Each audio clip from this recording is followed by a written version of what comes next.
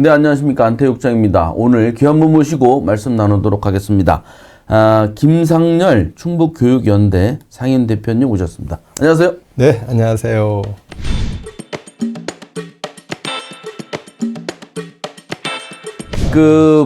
봄 기운이 완연하죠? 예. 아이고. 한겨울 지나느라고 좀 힘드셨죠? 이 내란 전국이 끝나자마자 이제 봄이 완연히 온 것 같고, 네. 또 이 벚꽃도 아주 만발하고 있는 것 같습니다. 네. 지난 겨울부터 네. 최근까지 비상계엄 사태, 내란 사태로 인해서 국민들이 엄청 힘들었는데, 보니까 대표님께서 충북도청 서문 앞 광장에 계속 집회에 참석하시더라고요. 그날 파면된 날 중계방송도 할 때 네. 제가 뵀는데 그날 정신이 없어서 인사도 이제 못 드렸습니다. 네. 그동안 광장에 계속 계시면서 어떤 생각을 하셨는지, 또 파면 때도 지켜보셨는데 어떤 생각을 주로 하셨습니까? 우선 제가 그 광장에 나갈 수밖에 없었던 것은 작년 8월에 이제 제가 네. 34년 교직 생활을 마무리하고 정년퇴임을 했습니다. 네. 우리나라의 민주주의가 무너지는 현실을 목도하고 있으면서 TV나 집에서 인터넷 등을 통해서 소식을 접하는 것이 우리 제자들에게 미안하다는 생각도 들고 또 우리나라의 국가의 미래를 생각할 때 네. 내가 조금이라도 힘이 될 수 있는 일이 무엇일까라고 생각하니 광장에 나가서 함께 목소리를 내는 것, 그것만이 내가 할 수 있는 유일한 일이 아니었나 이런 생각에서 나갔습니다.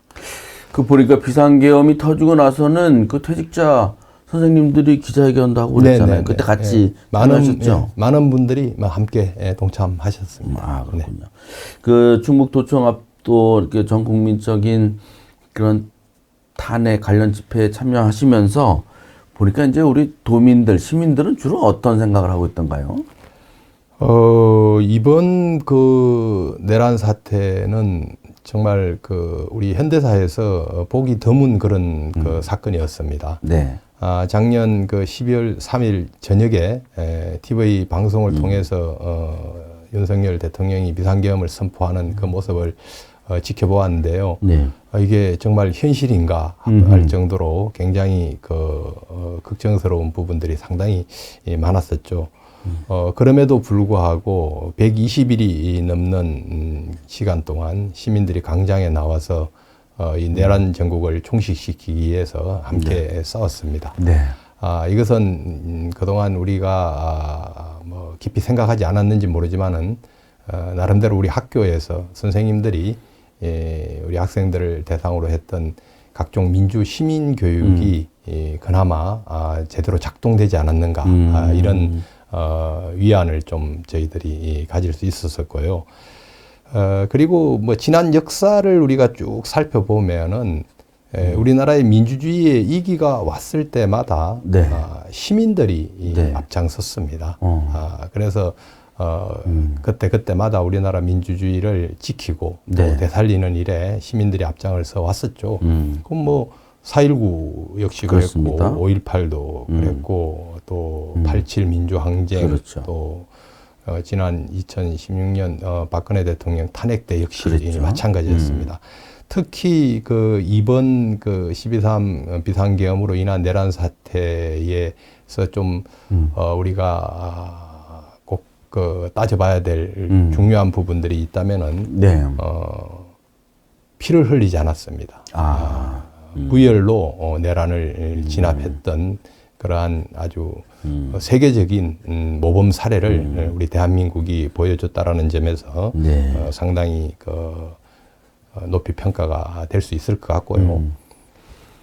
또 굉장히 거의 한 달 이상 최종 변론이 끝난 이후에 네. 판결이 제대로 이루어지지 않고 그래서 헌재에 대한 불신도 생기고 네, 네. 또 우려도 많이 했었죠.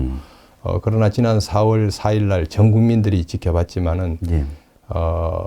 헌재 판결문은 아마 앞으로 우리 헌법 교육의 텍스트로 활용이 되지 않을까 네. 하는 정도로 거의 완벽에 가까울 정도의 판결문이었다고 저희들은 생각을 합니다. 그러나 이제 이번 그 내란 사태에서 많은 그 문제점이 노출되고 또 모순들이 노출된 것은 분명한 사실입니다. 이제 차근차근히 물론 정치권이 중심이 되겠지만 이번에는 정치권에만 이 모든 일을 맡겨서는 안 되고요. 네. 국민 한 사람 한 사람의 목소리가 잘 반영되어서 지금까지 드러난 우리 한국 사회의 많은 모순들과 문제점을 차근차근히 정리해 나가는 그러한 단계가 이후에 진행이 되어야 된다고 생각을 합니다. 네. 그 이제 퇴임하신 지 얼마 안 된 교육자로서 이번 사태에서도 아주 그 느끼고 그런 것들이 많으실 텐데 특히 윤석열 전 대통령 그 재임 시절에 그 교육 정책 참 논란이 컸습니다. 뭐 늘범이라든가 AI 교과서라든가 여러 가지 막 밀어붙이고 해가지고 교육 현장 혼란도 많고 부작용도 적지 않았는데 불과 뭐 퇴임하신 지 얼마 안 되니까 네네. 현장에 계셨었잖아요. 네네. 어떤 것들이 좀 문제였습니까? 윤석열 대통령의 그냥 핵심 공약, 그 4대 개혁 과제 중에 하나가 교육개혁이라고 네. 했는데요. 예. 물론 그 교육개혁의 본격적인 그 내용들이 제대로 작동되지는 않았던 것 같고요. 다만 이제 드러난 여러 가지 문제점들 중에서는 일단 지나친 그 경쟁 교육이 심화되고 있다라는 우려를 저희들이 하지 않을 수 없습니다. 그것은 우리 지역에서도 마찬가지로 방금 말씀드렸던 뭐 입시 위주의 경쟁 교육이 점점 더 심화되어 가고 있어서 지금 우리 교육청에서 추진하고 있는 여러 가지 정책들 중에서도 뭐 다채움이랄지 그다음에 그 IB 교육을 뭐 도입한다든지 또 초등학교에 정기고사를 부활한다든지 해서 지나치게 이 경쟁 교육으로 우리 학교를 몰고 가고 있는 것이 좀 안타깝게 생각이 들고요. 교육의 목적이 특히 학교 교육의 목적이 아이들에게 지식을 전달하고 어떤 학력을 신장하는 것 이것이 이 학교 교육의 목적은 아닙니다.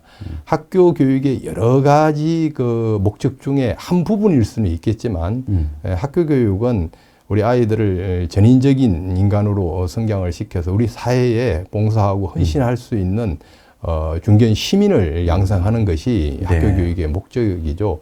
그런 다양한 우리 아이들에게 다양한 어떤 교육 과정을 투입을 해서 우리 아이들이 앞으로 미래 사회에 잘 적응하고 또 미래 사회의 다른 그 사람들과 더불어서 우리 사회에 중추적인 역할을 할 수 있도록 키워내는 것이 학교 교육의 본질이고 또 목적인데 너무 한쪽으로 치우쳐 있지 않느냐 하는 그런 우려를 낳고 있습니다. 특히 이번에 그 내란 전국 속에서 노출되었던 우리 한국 사회의 가장 큰 문제점 중에 하나가 잘 아시다시피 이번 내란의 핵심적인 역할을 했던 사람들이 소위 말하는 우리 사회 엘리트들이었어요. 그렇죠. 네. 서울법대, 육사, 경찰대. 네. 이건 누구나 쉽게 접근할 수 없는 정말 우수한 인재들만이 갈 수 있는 그러한 교육기관들을 거쳐 나온 사람들이 오히려 국민들을 걱정하게 만들고 또 나라를 이태롭게 만드는 그러한 주범의 역할을 했던 것이 이번 내란 사태에서 보여준 가장 그 우리 한국 사회의 큰 문제점으로 노출이 되었습니다. 이번에 이런 문제들을 정말 하나씩 좀 잘 정리를 해 가야 될 시점이라고 생각하는데 특히 제가 이제 교육 쪽에서 오랫동안 일을 했기 때문에 오래전부터 우리가 주장했던 그 대학 평준화 이 부분에 대해서 상당히 많은 관심을 가지고 정치권이 어떻게 학력 위주의 그 서열화되어 있는 그런 경쟁 구조를 타파하고 모든 우리 국민들이 좀 평등하게 대우를 받을 수 있는 그러한 사회를 만들 것인가에 대한 고민이 필요한 시점이라고 생각을 합니다. 네. 그러면 이거를 뭐 이렇게 수치로 측정하기는 쉽지 않은데, 그러니까 뭐 문재인 정부, 김병호 전 교육감님 계실 때랑 윤석열 정부, 현재 윤건영 교육감이 이제 근무하고 있지 않습니까? 네네. 요 차이, 그런 이제 전인 교육이라든가 경쟁 교육, 과도한 경쟁 체제가 도입된 그 차이의 수준이 어느 정도 좀 납니까? 저희가 잘 실감하지 못하거든요. 이걸 뭐 좀 수치적으로 뭐 이렇게 딱 말씀드리기는 좀 어렵겠죠. 그러나 이제 저희들이 생각할 때는 아까도 제가 잠깐 말씀드렸다시피 이 교육은 굉장히 다양성이 존중되어야 되는데 지나치게 한쪽 부분에 대해서만 좀 집중하지 않았는가에 대한 우려를 좀 낳고 있거든요. 네. 우리 지역만 이리 놓고 보면은 김병우 교육감이라고 해서 우리 지역의 아이들이 스카이에 네. 가는 것을 가지 말라고 하지는 않았습니다. 네.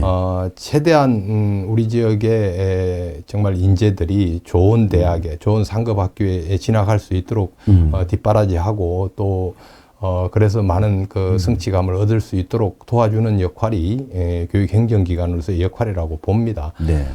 그래서 정말 뭐 대학 입시에서 좋은 성적을 거두는 것도 매우 중요한 그러한 과정이지만은 또 그 한편으로는 상대적으로 소외받고 있는 소수자들에 대한 네. 그러한 관심, 그다음에 학교에서 잘 적응하지 못하는 우리 아이들, 또 특수교육 대상자, 또 이주민의 자녀들 이런 네. 부분에 대한 관심들을 더 많이 가져야 된다라고 생각하는데 나름 그 김병우 교육감이 계실 때 제가 이제 도교육청에서 정책기획과장이나 네. 여러 가지 정책을 입안하는 과정에서 이런 부분에 대한 관심들을 좀 많이 가졌고 그래서 뭐 언여울 중고등학교 네. 또 목도 나루학교 또 단재고등학교와 같은 그러한 새로운 그 형태의 학교들에 대한 정책들을 입안했고 네. 또 행복씨앗학교나 행복교육지구 사업들을 통해서 이 교육의 본질에 좀 접근하기 위한 그러한 노력들을 상당히 많이 했습니다. 그런데 교육감이 바뀌면서 전임 교육감의 어떤 정책 지우기 이런 부분에 대해서 좀 안타까움을 상당히 많이 느꼈고요.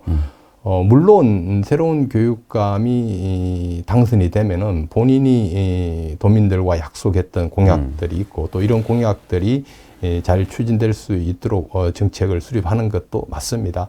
그러나 이제 전임 교육감 시절에 추진되었던 여러 가지 정책들도 치사 선택해서 네. 또 발전시킬 것은 더 발전시키고 또 개선할 것은 개선해 가야 되는데 좀 지나치게 일시에 지난 교육감 시절에 만들어졌던 정책들이 싸그리 이렇게 없어지는 이런 과정들을 보면서 이게 좀 깊은 그 고민과 성찰이 좀 이루어졌는가 또 우리 교육 수요자들의 의견 수렴이 제대로 이루어져서 진행이 되고 있는가에 대한 그런 우려를 금할 수가 없었습니다. 알겠습니다.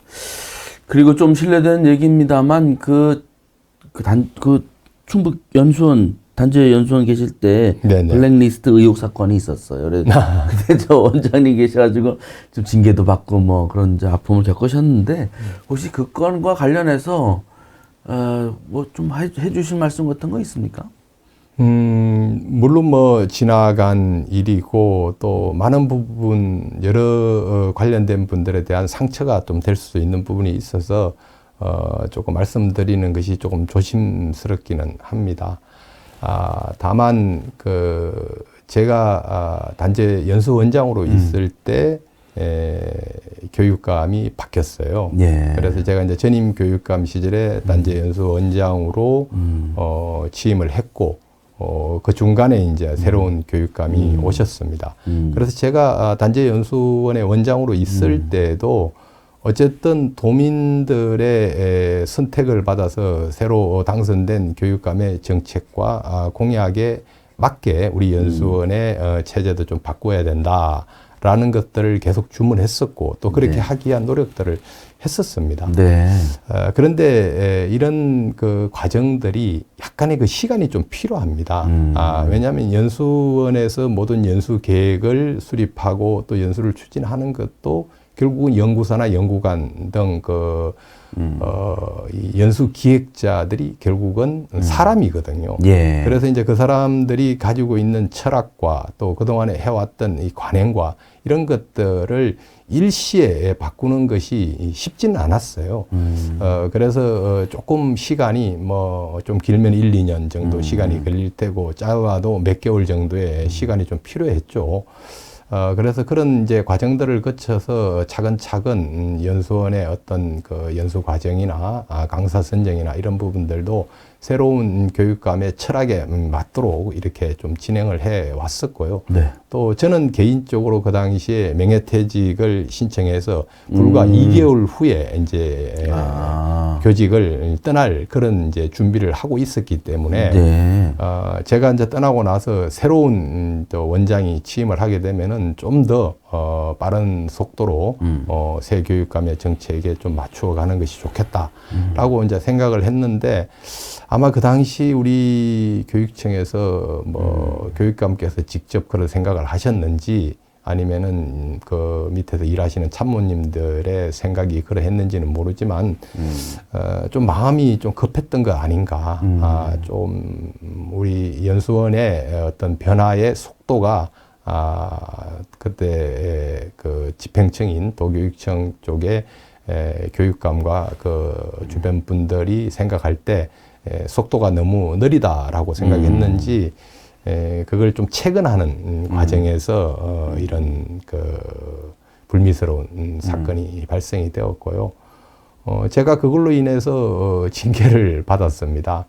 저는 뭐 상당히 억울하고 부당하다라는 생각도 사실 많이 했지만 제가 그 징계 사유를 받아보니 이것이 블랙리스트냐 아니냐 하는 부분보다도 그 문건이 적절치 못한 문건이라고 판단이 되었다면 단재 연수원장 정도의 직급이면은 교육감하고도 직접 통화도 가능하고 직접 그 면담도 가능한 위치에 있고 또 도교육청의 각종 부서들과도 네. 수시로 소통할 수 있는 위치에 있음에도 불구하고 그런 과정들을 거치지 않고 SNS의 그 문제를 바로 폭로함으로 인해서 충북 교육의 명예가 실추된 부분이 있다.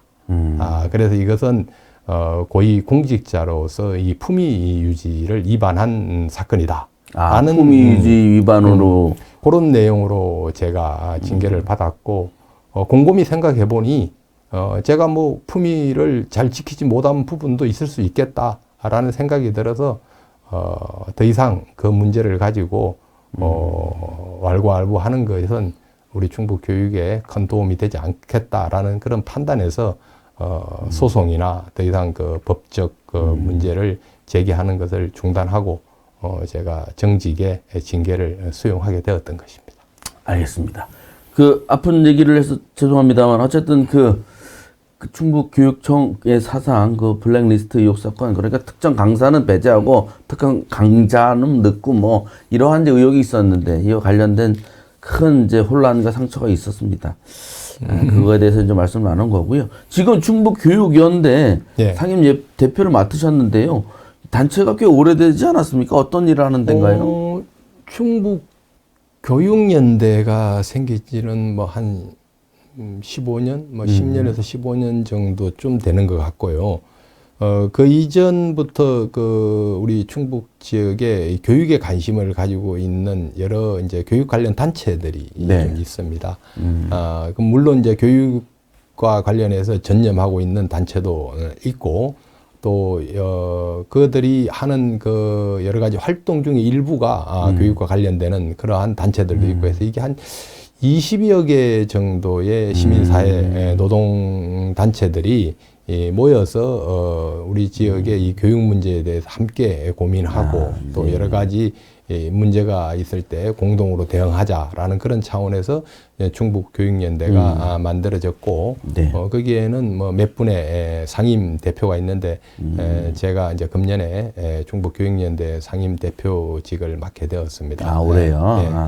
뭐 그것은 뭐 앞서서 말씀드렸다시피 제가 이제 34년간 교직 생활을 했고 제가 제일 잘하는 분야가 이 교육 분야이기 때문에 그동안에 이제 지역사회에서 많은 그 도움도 제가 받았었고 또 우리 지역의 교육이 좀 더 잘 될 수 있도록 하기 위해서 봉사하는 마음으로 대표를 맡았고요.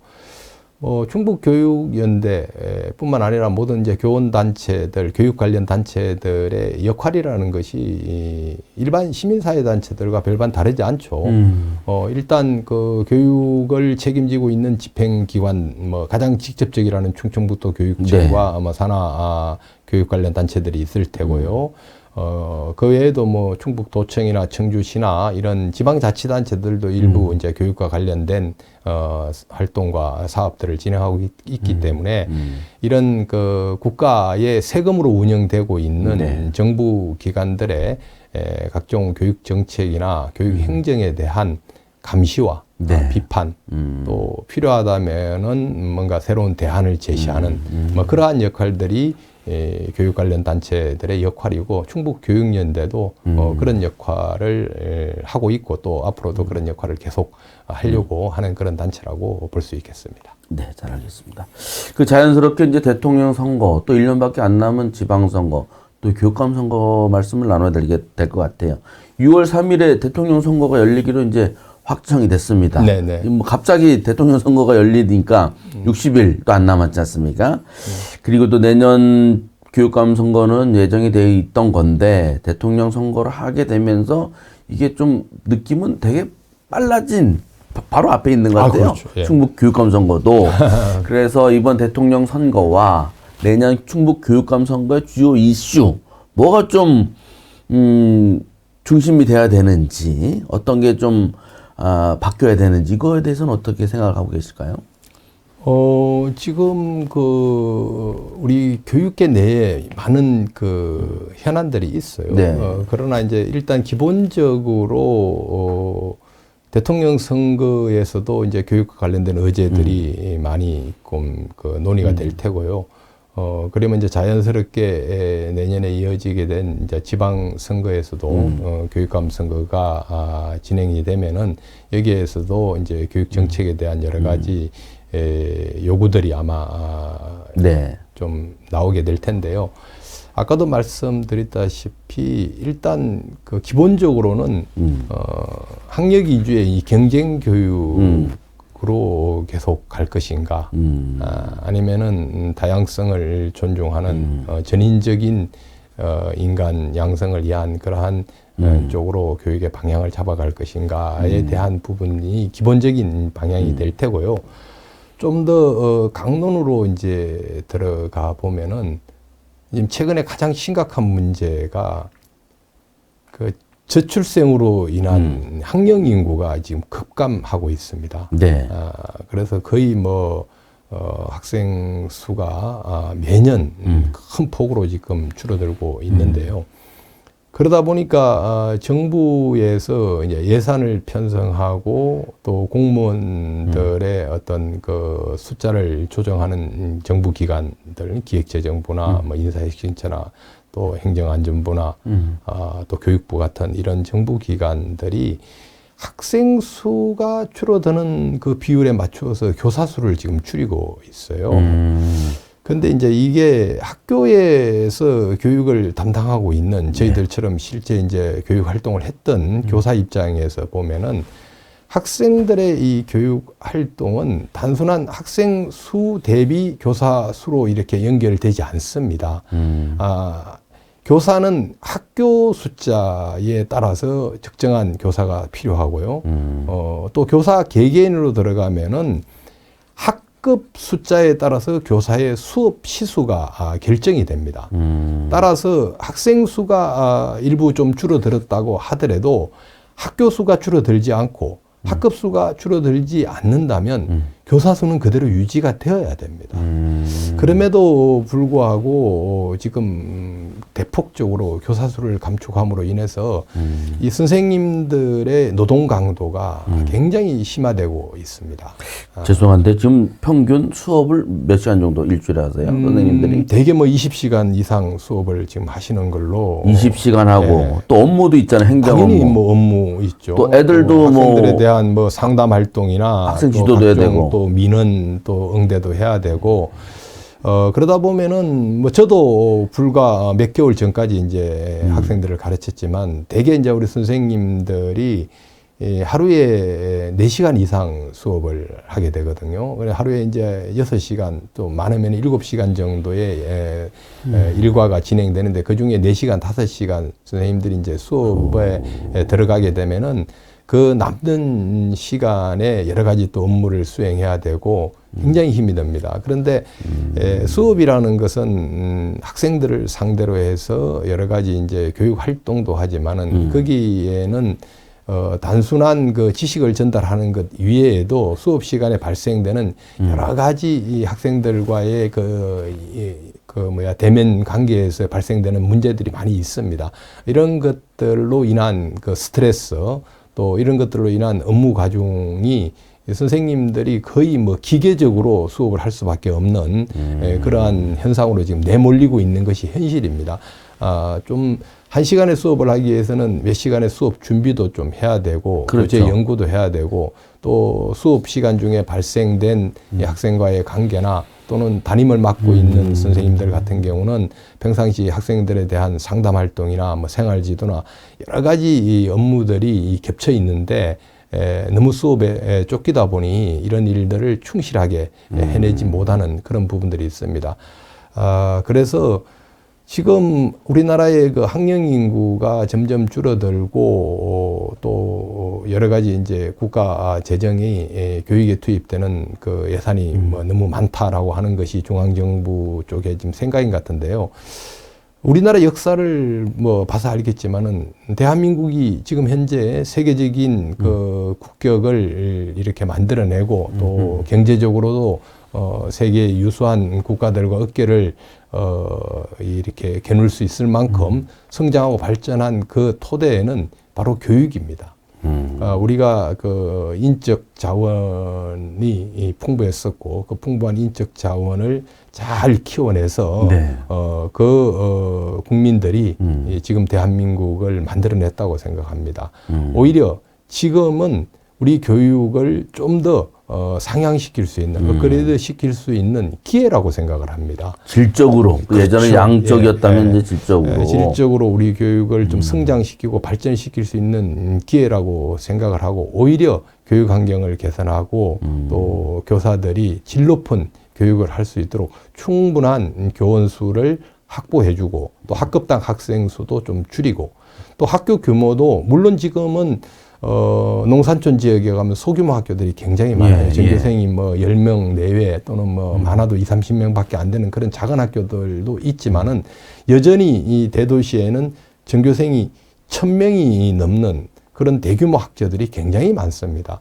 그러게요. 그런데 이런 큰 학교에서는 학생들의 이름도 잘 모르고 선생님들과의 이 소통도 잘 안 되는 그런 부분이 많아요. 그 학교가 너무 과대하면은 교육 활동이 제대로 이루어질 수 없습니다. 오히려 지금 대도시의 이 대규모 학교를 2개 또는 3개 정도의 학교로 나누어서 적정한 규모의 학교로 육성시키고 여기에서 제대로 된 교육 활동이 이루어질 수 있도록 오히려 지원해야 되고 이런 부분들을 더 우리가 관심을 가지고 좀 추진해야 될 시점이 바로 지금 이 시기라고 생각합니다. 그런데 이 교육 예산을 줄이고 교원 수를 감축을 한다라고 하는 정부 정책 위반자들의 판단은 매우 위험한 판단이고 우리 교육을 잘못하면은 나락으로 떨어뜨리는 그러한 잘못된 그런 정책으로 우리가 우려하지 않을 수가 없습니다. 그러니까 애들이 줄었으니 그만큼 선생님도 줄여야 된다. 뭐 이런 단순한 그런 생각이군요. 단순 논리로 좀 접근을 하고 있는 것 같아요. 애들이 물론 뭐 줄어- 무조건 그렇게 산술적으로 가는 것은 분명히 아니지만 기본적인 방향이 학생 수가 줄였으니 교사 수도 줄여야 된다라는 이제 기본적인 생각을 가지고 있는 것 같습니다. 아니 그 학생이 줄었으니 그 몇 명 안 된 학생들 더 아주 훌륭한 인재를 키울 수 있도록 그렇죠. 다방면에 지원을 하면 그 학생이 나중에 뭐 빌 게이츠 같은 분들도 많이 될 테고 당연하죠. 좋은 예술인 훌륭한 작가도 많이 나올 수 있도록 더 해야 될 것 같은데. 물론 뭐 학업 성적이 좀 떨어지는 친구들도 있겠지만은 이런 친구들이 우리 사회에 나가서 다른 사람들에게 폐를 끼치지 않고 또 다른 사람들과 함께 더불어서 우리 사회의 어떤 중심적인 축을 이루고 살아갈 수 있도록 교육을 통해서 그들의 어떤 역량을 키워주고 또 그들의 인성을 바로잡아주는 이런 일들이 교육을 통해서 이루어져야 되는데 지금 현재 이 우리 학교의 환경은 그런 부분들을 세심하게 살필 수 있는 그러한 환경이 아니라는 거죠. 교사들이 너무 경무에 쫓기고 또 요즘은 교권이 아주 심각하게 침해당하고 있는 그런 일들이 많습니다. 오히려 교사들이 정말 편안한 마음으로 안전하게 교육활동에 전념할 수 있도록 하는 그러한 정책들이 만들어지고 뒷받침이 돼야 됩니다. 최근에 체험학습을 인솔했던 교사가 법정에서 유죄 판결을 받는 사건이 있었습니다. 그랬었죠? 선생님들이 체험학습 가는 걸 두려워해요. 근데 우리 아이들은 체험학습을 통해서 많은 것들을 얻을 수 있습니다. 교실에서 얻을 수 있는 그 어떤 역량보다도 교실 밖에서 이루어지는 교육활동을 통해서 더 많은 것들을 접할 수 있고 더 새로운 것들을 우리가 만들어갈 수 있는 그러한 그 교육활동이 바로 체험학습인데 선생님들이 체험학습을 두려워하고 체험학습을 가지 않겠다고 결정한 학교들이 지금 많이 나오고 있거든요. 이렇게 되면은 우리 교육이 뒷걸음질 칠 수밖에 없습니다. 그래서 선생님들이 정말 안심하고 교육활동에 전념하고 또 교육활동이 지금보다도 더 활발하게 이루어질 수 있도록 학교 안전망을 좀 구축하고 교육에 대한 예산도 오히려 더 투입을 해서 교육 환경도 지금보다 훨씬 더 개선시키고 또 교육활동 중에 발생되는 각종 안전사고나 이런 부분에 대한 여러 가지 그 지원책이나 또 예방책 이런 것들을 만들어내는 것이 교육행정당국이 해야 될 일이고 바로 국가가 해야 될 일이라고 생각합니다. 그 체험학습 뭐 충분히 그 선생님들 불안감을 제가 이해를 하겠는데 안 간다고 뭐 그 보장이 안 되면 못 가겠다. 그렇죠. 뭐 이렇게 하면 학생들은 어떻게 해요? 선생님, 교내로 뭐 바꾸자고 하고 그렇죠. 뭐. 우리 선생님들도 우리가 정말 큰 그 방향에서 보면은 인재를 양성하는 그 스승으로서의 큰 역할을 가지고 있는 것이 우리 선생님들의 역할이긴 하지만 또 선생님 개개인으로 들어가 보면은 그분도 가정을 가지고 있고 한 가정의 가장이고 또 생활인이고 가족들의 생계를 책임져야 되는 그러한 생활인입니다. 그런데 학교에서 발생되는 각종 그 사고에 대한 책임으로 교직 생활을 더 이상 할 수 없다거나 또는 여러 가지 법적으로 책임을 져야 된다거나 이런 문제가 발생이 될 경우 오히려 선생님들의 가정이 그 위기에 내몰릴 수 있는 그러한 상황에 노출될 수밖에 없거든요. 그렇다면은 이런 선생님들이 정말 소신 있게 또 정말 활기차게 교육 활동에 전념할 수 있겠는가? 이런 부분이 상당히 우려되고 걱정되는 부분이죠. 그래서 교육행정기관 또 국가의 역할은 선생님들이 편안한 마음으로 교육 활동에 전념할 수 있도록 지원하고 뒷받침하고 그다음에 더 문제가 생겼을 경우에 책임에서 회피될 수 있도록 하는 그러한 여러 가지 안전장치들이 좀 마련이 되어야지 선생님들도 좀 적극적인 교육 활동에 전념할 수 있지 않을까 이렇게 생각을 합니다. 이건 당장 지금 문제잖아요. 지금 당장에 빨리 교육청에서 안전대책 이런 거 충분히 만들어야 될 것 같아요. 그다음에 뭐 또 최근에 논란이 많이 되고 있는 그 넓음 학교 문제, 네, 넓음이죠. 저도 지금 충북 교육연대 대표이면서 또 평등교육 실현을 위한 충북 학부모회 또 공동대표도 같이 맡고 있습니다. 그렇습니까? 네. 그런데 우리 학부모들 입장에서는 아이들의 돌봄 문제가 굉장히 심각하죠. 지금 요즘 젊은 세대들이 아이들을 잘 낳지 않습니다. 그 원인이 여러 가지 복합적인 원인이 있겠지만 그 중에 가장 큰 문제가 아이들 키우기가 너무 힘들다라는 거거든요. 그렇다면은 아이들을 키우고 또 아이들의 교육도 국가가 일정 부분 책임을 지고 뒷받침을 해야 됩니다. 그렇다면 이 돌봄의 문제도 국가가 정말 전적으로 책임을 지고 학부모들의 부담을 덜어주는 것, 이것이 굉장히 중요하고, 또 학부모들 입장에서는 이 돌봄이 꼭 필요한 그러한 그 정부 정책 중에 하나라고 생각이 들죠.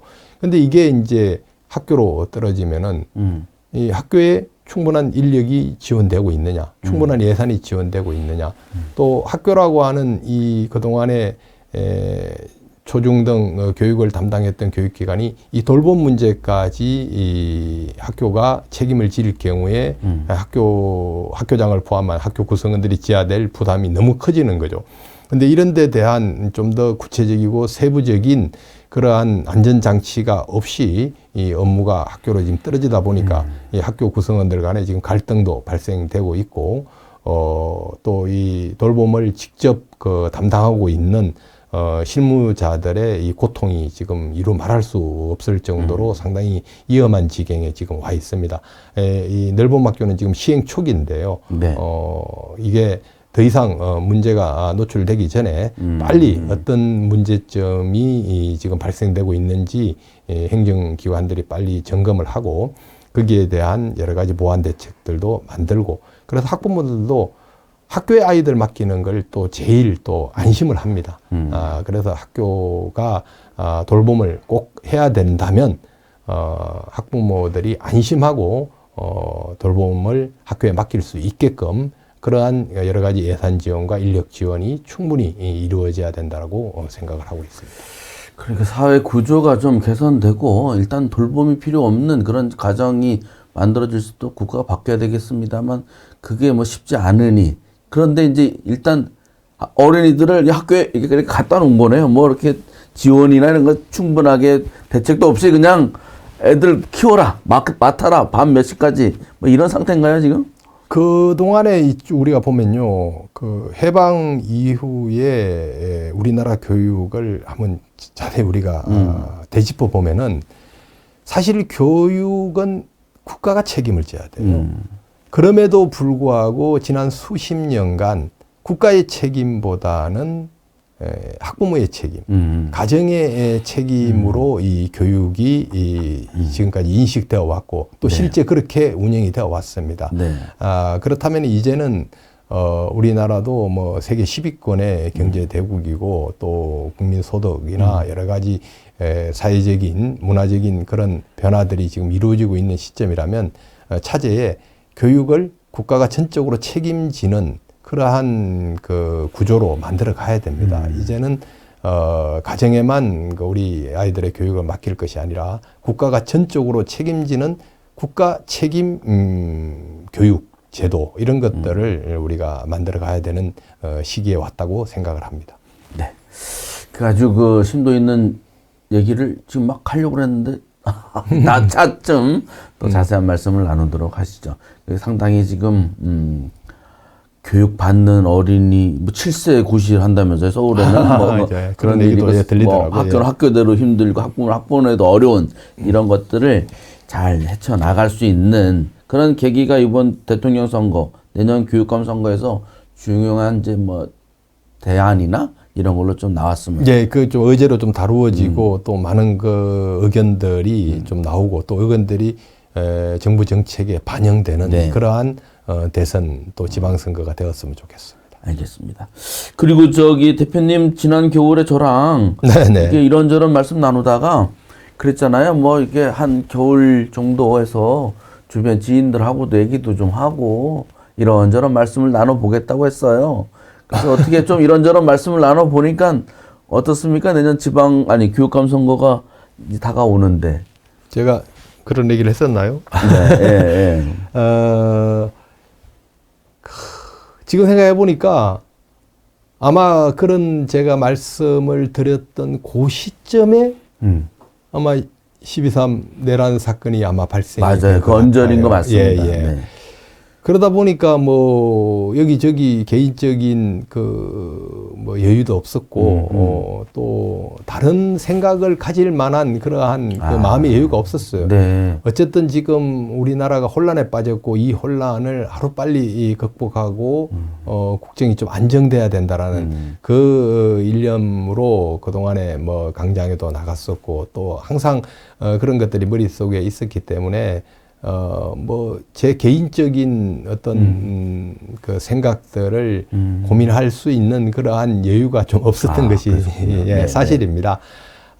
물론 이제 내란 정국이 끝났다고 하지만은 사실 아직 끝난 거는 아니죠. 뒷수습이 굉장히 지금 중요하고요.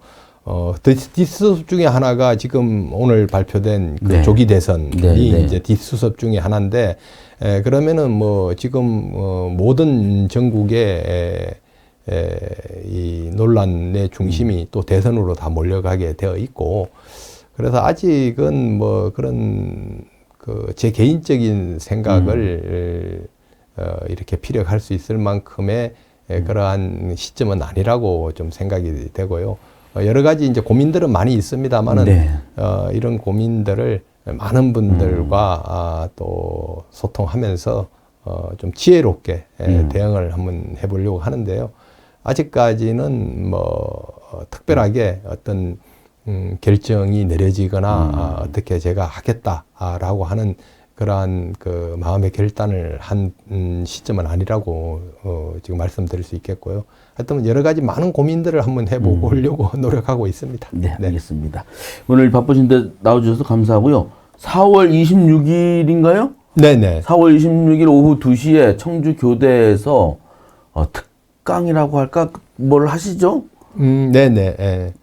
그 이제 충북 교육 포럼이라고 또 교육 관련 단체들이 우리 지역의 뭐 교육에 대해서 여러 가지 그 논란이 되고 있거나 또 많은 분들의 관심이 되고 있는 의제들을